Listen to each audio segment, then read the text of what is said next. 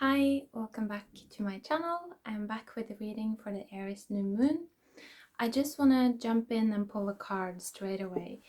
I'm going to use this deck again. It's been speaking to me a lot lately, so we have a little conversation going now. So let's see. What do we need to know for the Aries New Moon?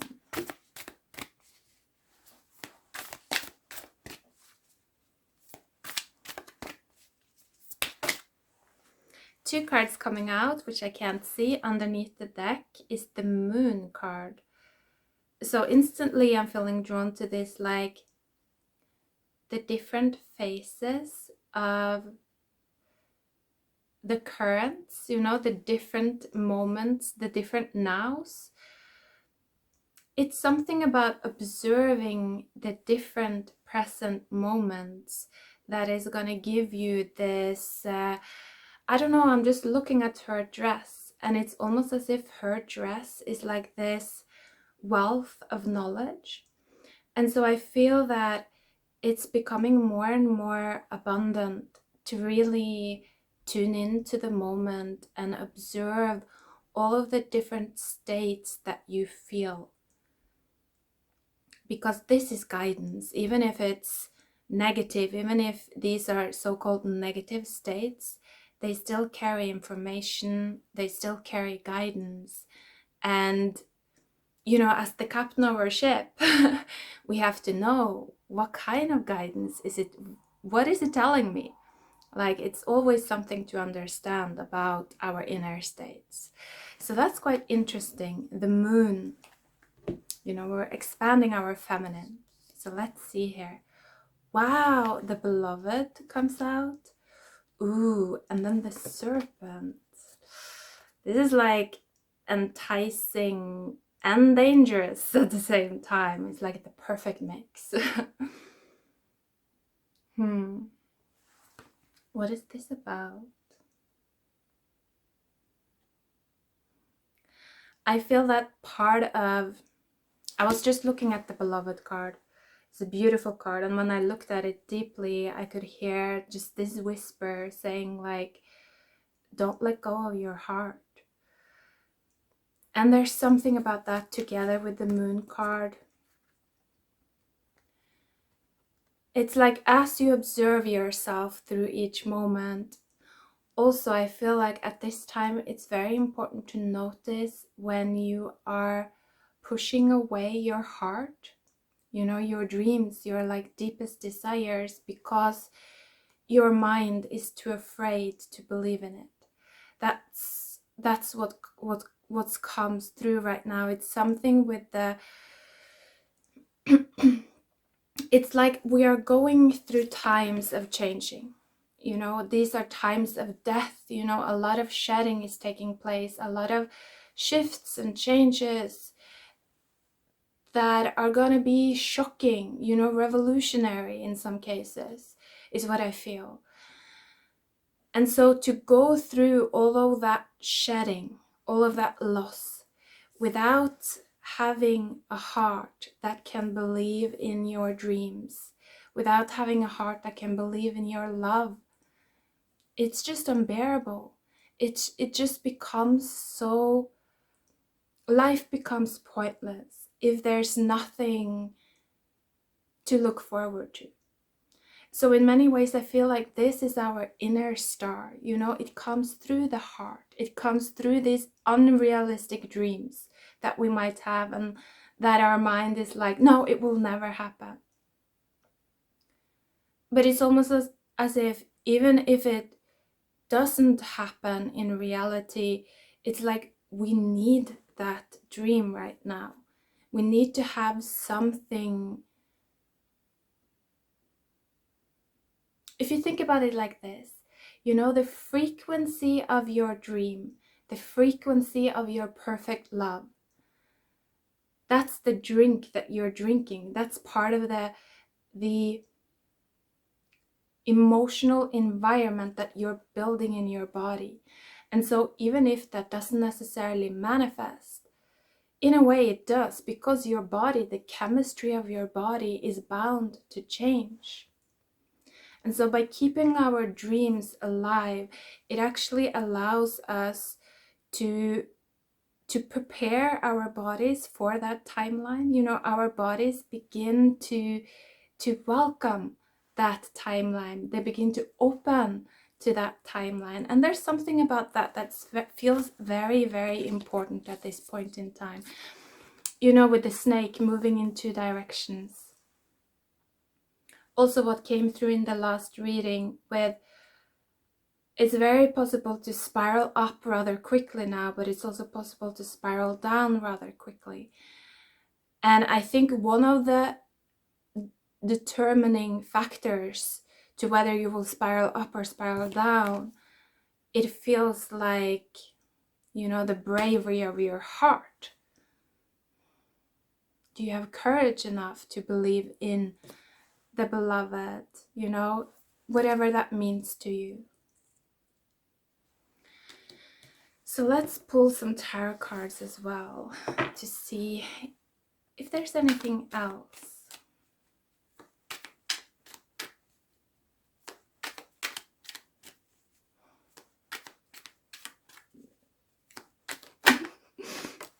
I was just feeling this like completely calm and peaceful just state, and then suddenly my stomach was like, it's hungry. It's like my stomach is hungry though.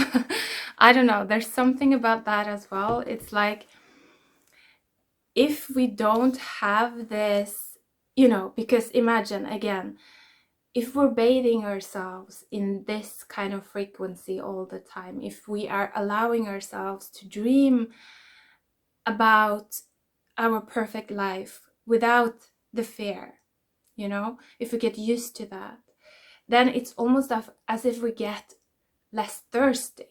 You know, we feel more satiated, we feel less hungry because we're in the frequency that we love a lot of the time. And so we don't get so predatorial. That's what I feel. So there's also something about that, about how this dreamery, you know, this imagination that we can build, how this also helps us to stay more disciplined in our day-to-day life, because it's like we're not that thirsty. We feed ourselves regularly through our own hearts, through our dreams, through our subconscious. There's something about that as well. But the card that did come out was the Page of Pentacles. Yes, this is definitely about building the new earth, is what I feel. Because the Page of Pentacles, it's like double earth.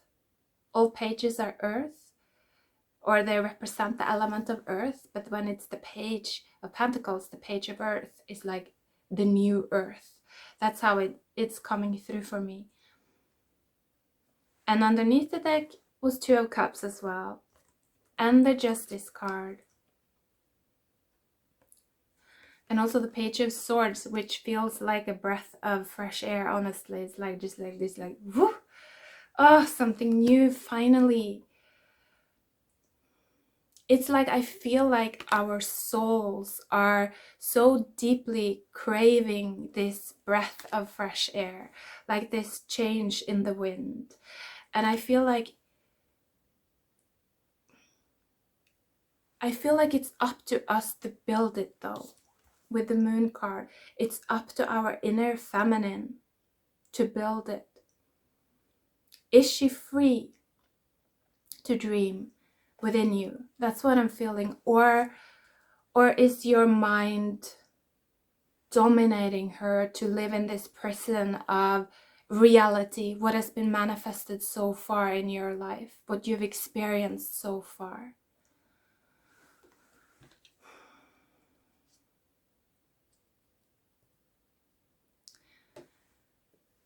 We're moving into a year of the Lovers, and so I feel like this is a year also where there will be big decisions made in regards to what we believe in, you know, in regards to creation,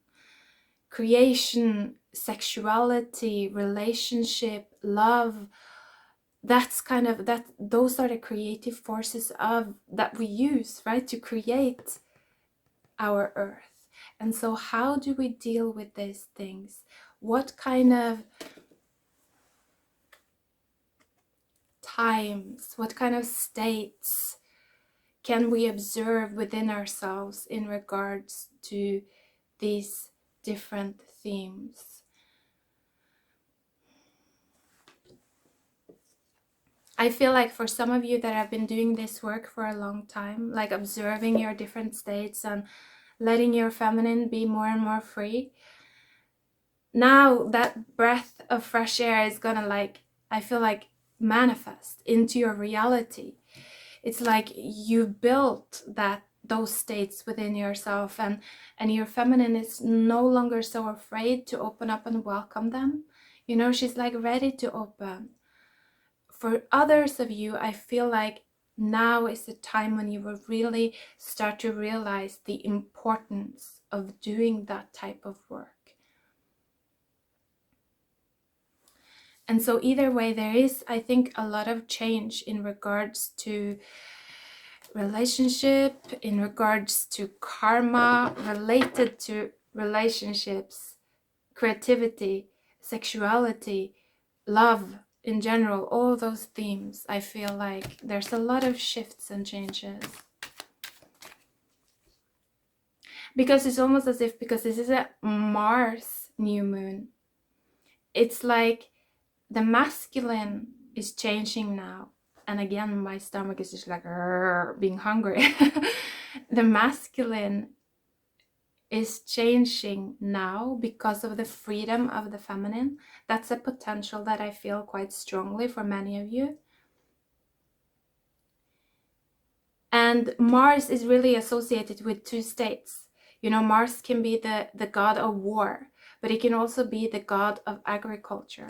And so it's really the choice point. Are you gonna have a masculine energy who's hungry, who's thirsty, who's always like, he needs the speed, and he needs like to move fast and to move forward and to see himself as the big light? You know, this is kind of the state where Mars is in the energy of war. But then there's also this other option, I feel, with the Mars being in the energy of agriculture. You know, Mars being in the energy of the green, the heart, nurturing earth, the feminine, life in general, and understanding how to take care of it, how to take care of its own environment, how to build, with the Page of Pentacles, his own environment, how to create the new earth. I feel like that's possible now if we understand our inner feminine. And so either way, there's just a lot of potential. I love it. One final message here. And also I'm reminded with the Justice card that is this Egyptian myths, I think. This is stemming from Egyptian myths that, you know, when the judgment comes, your heart is measured. You know, is it light as a feather? You know, are you able to be open, light, like that breath of fresh air, you know, like a breeze?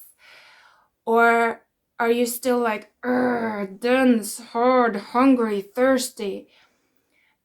It's not that that's wrong to be like dense, hard, hungry, thirsty, because this is part of our animal nature.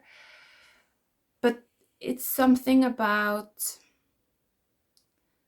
I don't know, learning how to understand it, learning how to support it, how to give it what it needs so that it doesn't manifest itself in such needy forms. Even the animal, I feel, can become ascendant. You know, even the animal can turn into a free human if it's just given what it needs, what it desires. If it's just allowed to bathe in the waters that will satisfy its inner thirst. That's what I'm feeling. And so, yes, let yourself dream. That's really the message that's coming through here. Believe in your dreams. Even if they won't come true, at least you are building a body that is ready to receive it if it was possible for it to come true. So it's something like that.